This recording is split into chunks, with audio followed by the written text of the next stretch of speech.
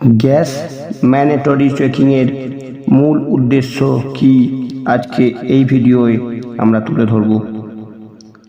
তাহলে শুনে নিন ম্যান্ডেটরি চেকিং কি।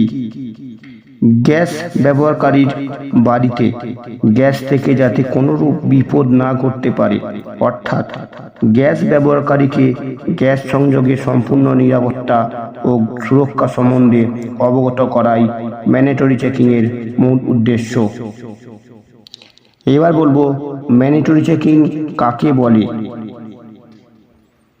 কেন্দ্রীয় সরকারের পেট্রোলিয়াম ও প্রাকৃতিক গ্যাস মন্ত্রক থেকে সারা দেশে গ্যাস গ্রাহকদের উদ্দেশ্যে প্রত্যেক 2 বছরের একবার হিন্দুস্তান পেট্রোলিয়াম, ইন্ডিয়ান অয়েল ও ভারত পেট্রোলিয়াম প্রভৃতি এলপিজি বণ্টনকারী সংস্থাগুলির মাধ্যমে গ্যাস সম্পর্কীয় সমস্ত উপকরণগুলি গ্যাস নিরাপত্তার কারণে স্বল্প খরচে বিনিময়ে যে বাধ্যতামূলক পরীক্ষণ ব্যবস্থা করা হয়েছে তাকে ম্যান্ডেটরি চেকিং বলা হয়।